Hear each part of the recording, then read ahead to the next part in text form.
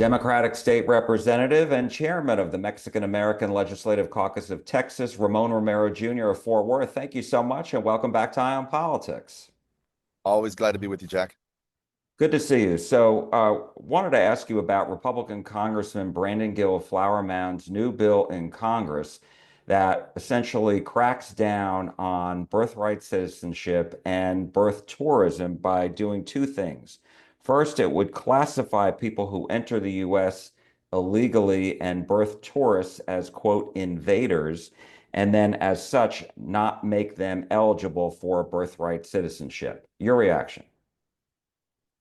I think that, thank you, Jack, for the question. First of all, I just think that this is just another example of our elected officials being unwilling to take a loss, and they're taking their orders directly from the top. President Trump has been completely unhappy with the fact that the Supreme Court on June 30th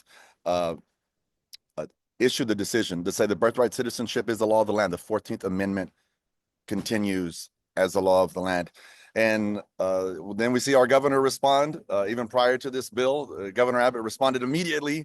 Less than a month, he responded to that need. And yet people of Texas are so frustrated by data centers and so on. But yet this is where his focus is. And Gill is just another one of those elected officials that's not responded to the real needs of people.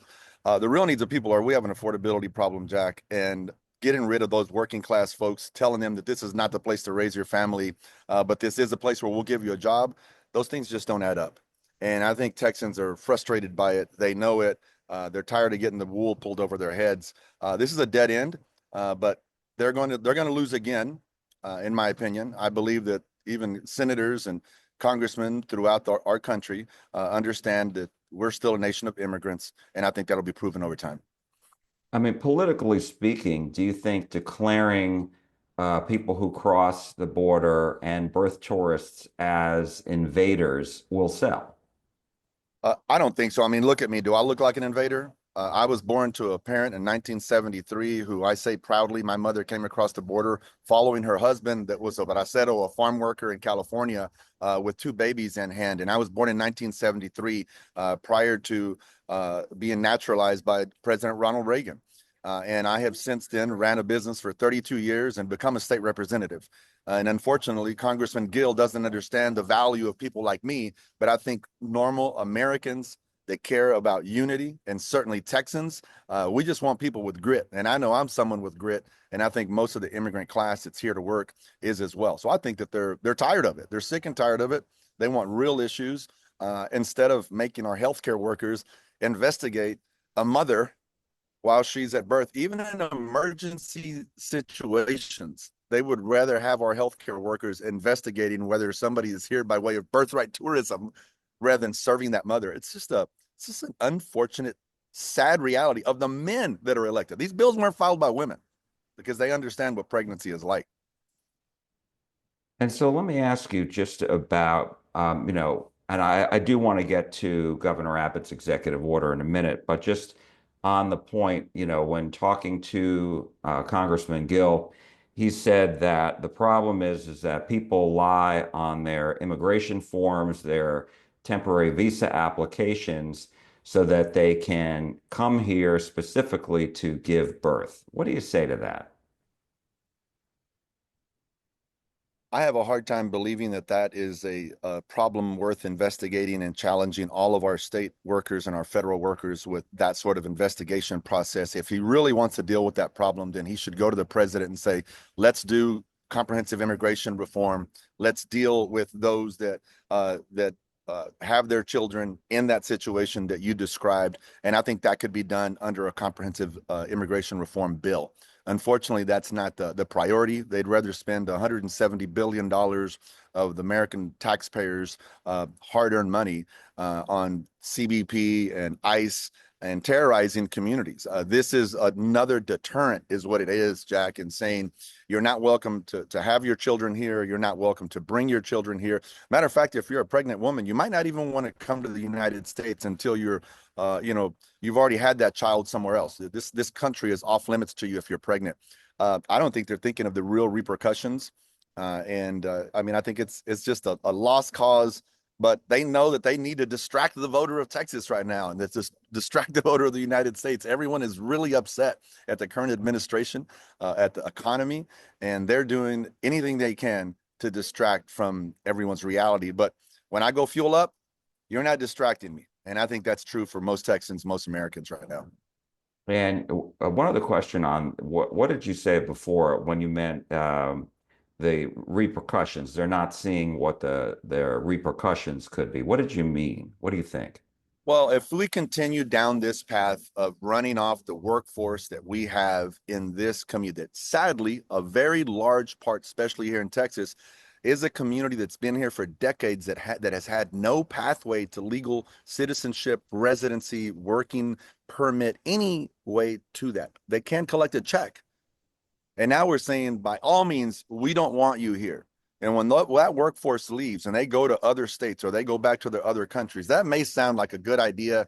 Some far right radical that doesn't care about what it takes to run a business. But for those of us entrepreneurs in Texas, for those of us business owners that need a workforce, all that means is everything just gets more and more and more expensive. We've seen the growth of our budgets on a federal side, increasing debt on a federal side, no real working class people running our government. And that's what I mean by the repercussions. I can see as a business owner, when my labor costs go up, I directly pass that on to the consumer if I want to stay in business.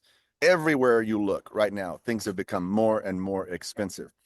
Even going back to Governor Abbott's point, the executive order, removing healthcare workers, Department of Health and Human Services workers, the Texas Medical Board, the Medical Examiners Board, all of these folks, and giving them this new task when there's so much left to do to keep people safe when it comes to healthcare. That increased cost.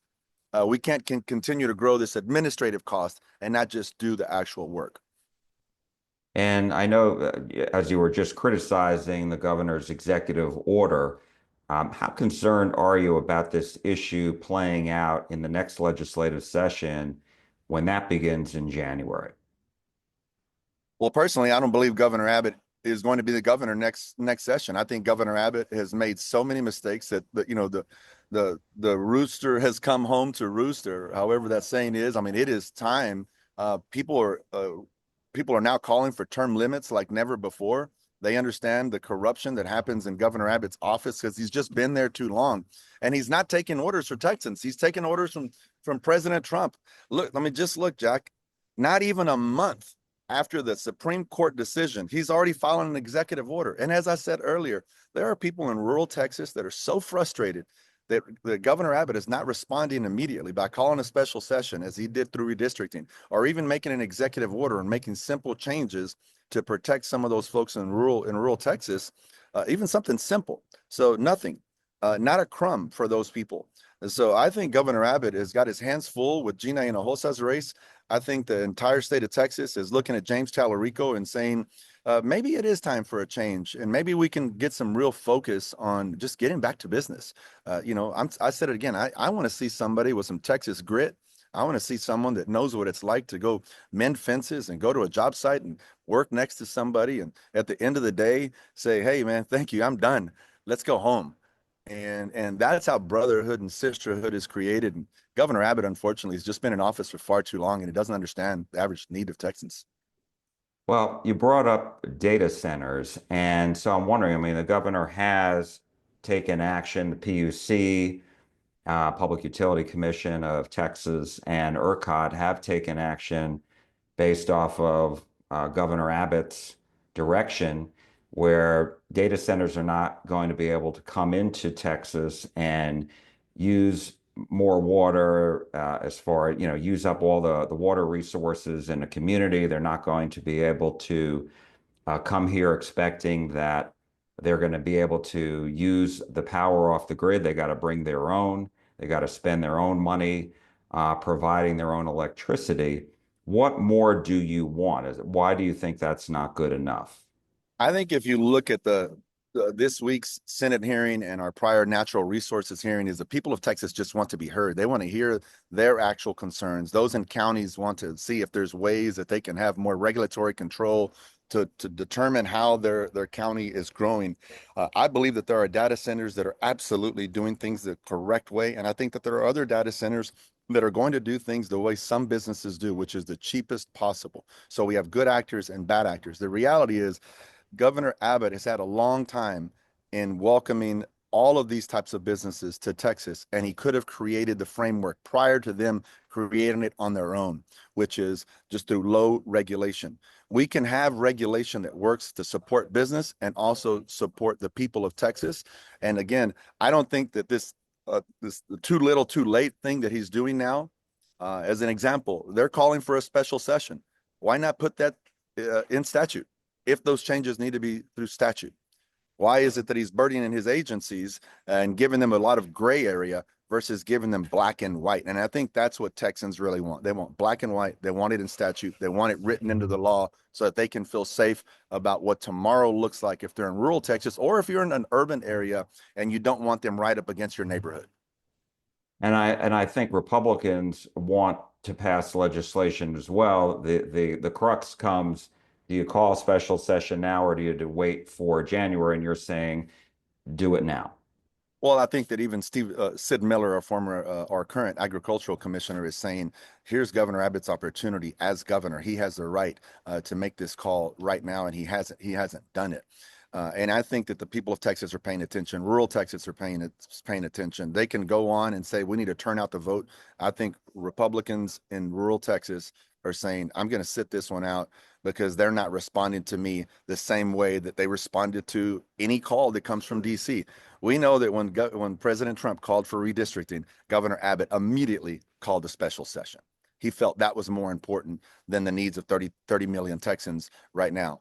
And look, and I'll say it again, data centers some are doing it right and some are not doing it right. Some are doing it the cheapest way, and some are doing it the way that they can remain and be a trusted partner in Texans. And if more people hear it, they are hearing from those data centers, but they also need to hear from their people and saying, maybe just not in this situation. And that doesn't mean only the not in my backyard. But this is Texas. We will figure it out.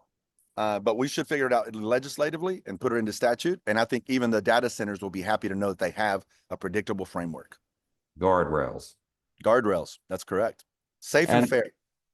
And last question, I wanted to ask you. You mentioned the Senate campaign and the race between James Tallarico and Ken Paxton, and we know that Tallarico is running towards the middle, as most candidates do during these campaigns. I'm wondering, how concerned are you that his past statements, which have been on video, have been played on social media by Republicans, will interfere with that and stand in the way of his campaign? Even Tallarico has admitted some of his past statements were cringeworthy.